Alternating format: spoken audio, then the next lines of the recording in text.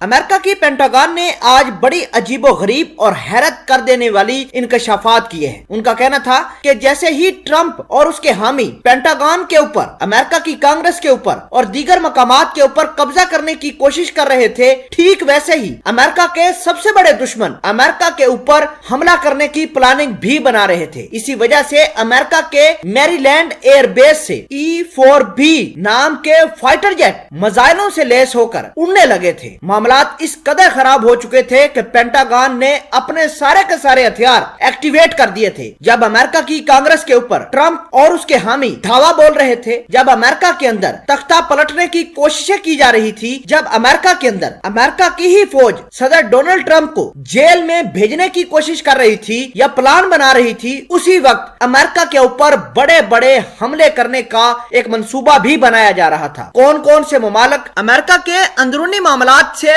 فائدہ اٹھا کر امریکہ کے اوپر حملہ کرنے والے تھے، آج کی اس ویڈیو میں ڈیٹیل کے ساتھ آپ کو بتائیں گے۔ چھوٹی سی گزارش ہے کہ ہماری اس ویڈیو کو لاسٹ تک ضرور دیکھیں، زیادہ سے زیادہ شیئر کیجئے، نیز ہمارے چینل حسنات ٹی وی کو سبسکرائب بھی کر لیں، گھنٹی کے نشان کو دبا لیں تاکہ لیٹسٹ نیوز آپ تک پر وقت پہنچتی رہے۔ ناظرین، سب سے پہلے ہم آپ کو یہ بتاتے ہیں کہ پینٹاگن نے اس بات کا انکشاف کیا ہے کہ جب 6 جنوری کو ٹرمپ اس کے حامی مختلف امریکہ کی امارات کو قبضہ کرنے اور ان کو دہلانے کی کوشش کر رہے تھے، ٹھیک ویسے ہی امریکہ کے اوپر بہت بڑے میزائل حملے ہو سکتے تھے۔ ان میزائل حملوں میں سب سے پہلے جو امریکہ کا ٹاپ نمبر 1 دشمن ہے، اس کا نام ہے north Korea. Kim Jong Jung کی میزائلیں جو ہیں وہ امریکہ تک مارک کرنے کی صلاحیت رکھتی ہیں۔ امریکہ نے شمالی کوریا کے اوپر بہت ساری پابندیاں لگائی ہوئی ہیں اور ٹرمپ یہ چاہتے تھے کہ کسی نہ کسی طریقے سے شمالی کوریا کے میزائل لے کر ان کو ڈسپوز آف کر دے، لیکن شمالی کوریا امریکہ کے ان حالات کا فائدہ اٹھا کر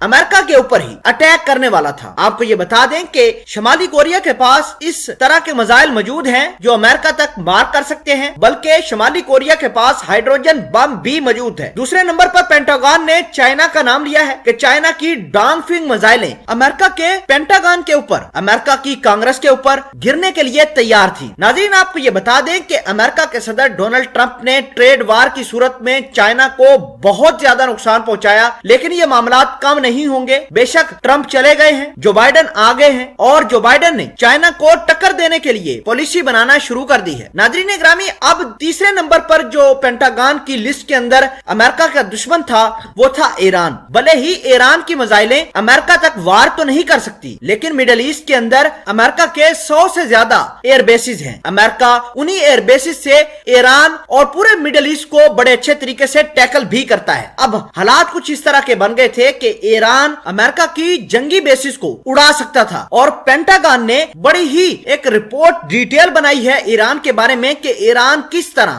امریکہ کے جنگی ٹھکانوں کو نقصان پہنچا سکتا تھا، امریکہ جانے والے آئل ٹینکر کو تباہ کر سکتا تھا۔ یہ تمام تر چیزیں اور پاسبلٹیز پینٹاگن نے آج اپنی رپورٹ میں انکشاف کیا ہے۔ ناظرین، بڑی خبر یہ ہے کہ رشیا کو امریکہ کی پینٹاگن نے اینمی نمبر یعنی دشمن نمبر 4 رکھا ہے۔ حالانکہ پینٹاگن نے اپنی رپورٹ میں یہ کہا ہے کہ رشیا بہت کم چانسز ایسے ہیں کہ وہ امریکہ کے حالات سے فائدہ اٹھا کر امریکہ کے اوپر حملہ کر دے، لیکن اگر رشیا نے اپنی ٹیکنالوجی کا، اپنے ہتھیاروں کا استعمال کیا تو دنیا میں کچھ باقی نہیں بچے گا۔ بڑی بات یہ ہے کہ امریکہ کے میری لینڈ ایئر بیس سے امریکہ کے 4 E-4B جنگی جہاز اپنے ساتھ ایٹمی میزائلیں لیس کر کے اڑے تھے، اور امریکہ کے جو مڈل ایسٹ کے اندر کچھ جہاز ہیں بومبر B-52، وہ بھی پروازیں بری تھی انہوں نے، اور ایران کی طرف ان کا رخ بھی ہوا تھا۔